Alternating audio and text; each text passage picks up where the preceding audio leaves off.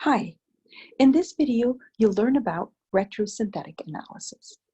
Retrosynthesis is basically synthesis in reverse. Retro means backwards, so it's a backwards synthesis. This is the arrow that chemists use to indicate backward synthesis or backwards thinking. This arrow does not mean a reaction. It simply signified backward synthesis. You can also think of this as derives from. This arrow would always point from the product towards the reactants or the starting material. The products are derived from the starting materials. All right, up until now, you've either been given a reaction and asked to find the mechanism, or you've been given reactants and a set of conditions and asked to come up with a product.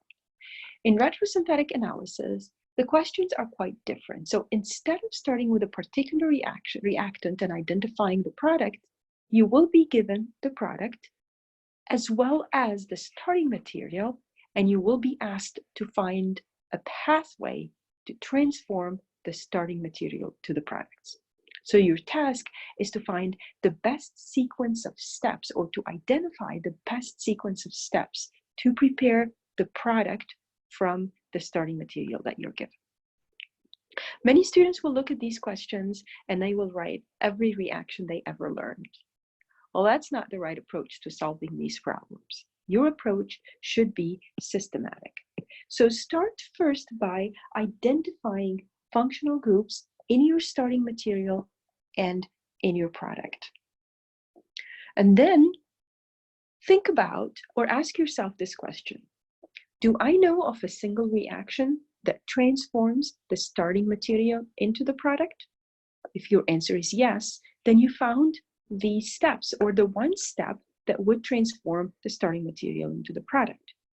If you can't find a single step that transforms the starting material into the product, then you got to think about the product themselves. So look at the product and work backwards from the product by asking, what type of reactions introduce the functional groups in the product?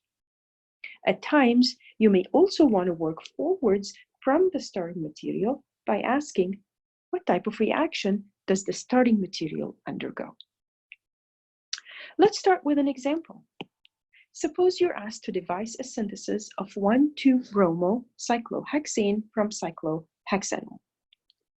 Well, let's start by writing these molecules or by drawing the structural formulas of these molecules.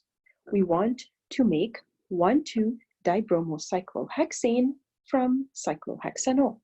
Your starting material is the cyclohexanol,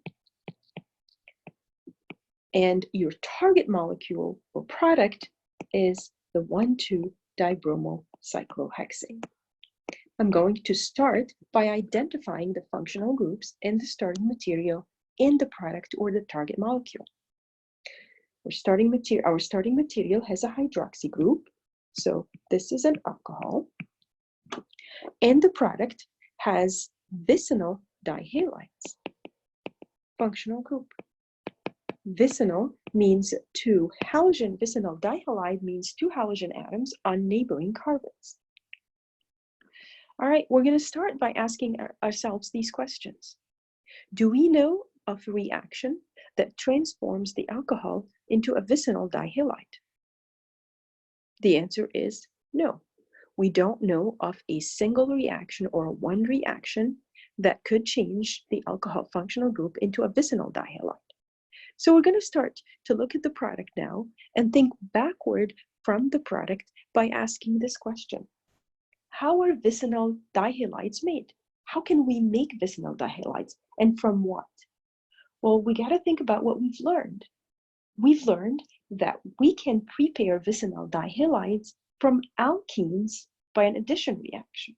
We've learned that alkenes undergo addition reaction with halogens. We call this halogenation to form vicinal dihalide.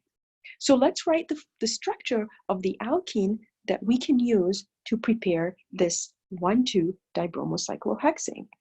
Our alkene is a cyclohexene. If I take the cyclohexene and we add bromine to it, Then a halogenation of the alkene occurs and we get the 1,2-dibromocyclohexane. Okay, all right.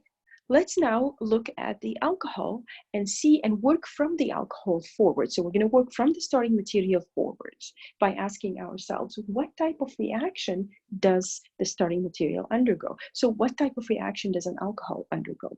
Can I convert an alcohol into an alkene? Is there one reaction that would convert the alcohol to the alkene? The answer is yes. We've learned that alcohols undergo elimination reaction to yield alkenes. We call these beta elimination reaction.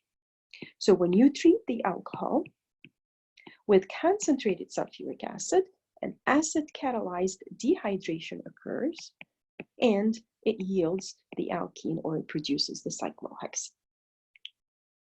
So now we have a two-step sequence to convert cyclohexanol to 1,2-dibromocyclohexane, and the synthesis is complete. This is a pretty simple example. Let's take it up a notch and consider a slightly more difficult case or more difficult example. This question states to devise a synthesis of 1-butanol from 2-chlorobutane. Okay, I'm going to start by writing the structural formulas or the line angle formulas of these molecules. Our starting material is the 2-chlorobutane, butane, 4-chain, with a chlorine on carbon 2. This is our starting material, and we're asked to devise a synthesis of 1-butanol from this starting material. So let's draw the formula, or the line angle formula of 1-butanol. Here's butane, 4-carbon chain, and it's 1-butanol. Very good. Let's start by identifying the functional groups. We have an alcohol in our product or target molecule, and the starting material is an alkyl halide. It's a secondary alkyl halide. Okay, this is a secondary alkyl halide, and the target molecule is a primary alcohol. I'm going to start first by asking this question. Do I know of a single reaction that would transform an alkyl halide to an alcohol? The answer is yes. We've learned that nucleophilic substitution reactions convert alkyl halides into alcohols. But wait, while we do know of a reaction that substitutes the chlorine for an OH, this will happen following SN2 mechanism, and the chlorine will be substituted with an OH on the same carbon. So if I would do a nucleophilic substitution reaction with a strong nucleophile, like the hydroxide ion, we've learned that an SN2 reaction occurs and that the hydroxide ion will attack the electrophilic carbon and the chlorine will leave, and we'll get a substitution reaction in which the OH will replace the chlorine on the same carbon. This is 2-butanol, and that's not what we want. So this is not going to work. Although we do know of a single step that converts the alkyl halide into the alcohol, this step is not going to work. So now let's think of another solution. Let's look at our products and work backwards from the product. Let's ask this question. Do we know of a reaction that makes an alcohol and that would get us closer to the alkyl halide? What type of reaction would introduce an alcohol and in the same time would get us closer into the alkyl halide? Yes, we know that we can make alcohols from alkenes by addition. So I need an alkene. Let's see what alkene I would need in order to get to this 1-butanol or primary alcohol. Okay, we need this alkene. And if we take this alkene, then we can transform it into the primary alcohol. But wait, this is an unsymmetric alkene. And we need an addition reaction that would allow the hydroxy group to add to carbon 1. That is the anti-Markovnikov. That is anti-Markovnikov rule. So what type of reaction can I use to convert this alkene into the alcohol in an anti-Markovnikov fashion. This is anti-Markovnikov addition. Well, hydroboration oxidation should immediately come to your mind. In hydroboration oxidation, the first step, we use boron trihydride in tetrahydrofuran solvent, and the second step, we would do the oxidation with hydrogen peroxide and a strong base such as hydroxide ion. And now we can convert the unsymmetric alkene into the 1-butanol following the anti-Markovnikov addition. Good. Let's again look at our starting material and see if we could convert the alkyl halide into an alkene. So let's stop and think about what type of reactions does the alkyl halide undergo? Can we convert an alkyl halide into an alkene? Here, elimination reactions should come to your mind. Okay, we can convert an alkyl halide into an alkene by an elimination reaction. In an elimination reaction, we've learned that we use a base, right? And the base would abstract the beta proton, undergoes beta elimination reaction, and we get the alkene. But we have to pay attention here because we cannot simply use any base. If we use a relatively small base like hydroxide ion, for example, then we're going to follow the Zaitsev rule.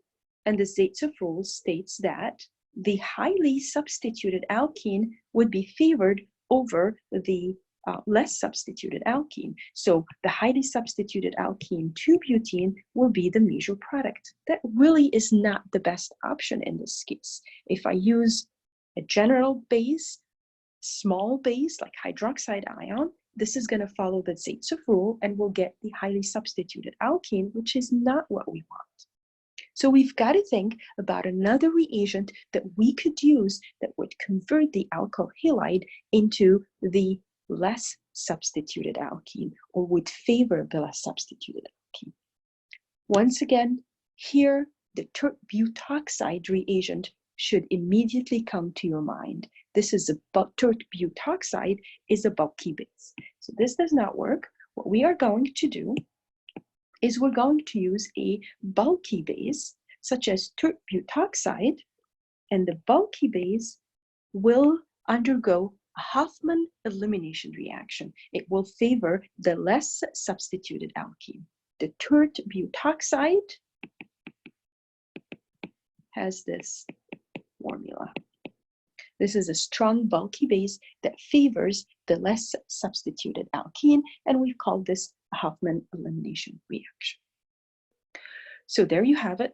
Again, it's a 2-step mechanism that would convert the alkyl halide 1-butanol into the alcohol. On the next slide, I'm going to write a couple of retrosynthetic questions, and I want you to practice these. You are asked to devise a synthesis of each compound from the indicated starting material that I have here. So find a synthetic pathway that converts the starting material into the product. And here's another question that you also want to start doing. Find or devise a synthetic pathway to convert this alcohol into this alcohol. All right, we'll discuss this when I see you on Tuesday.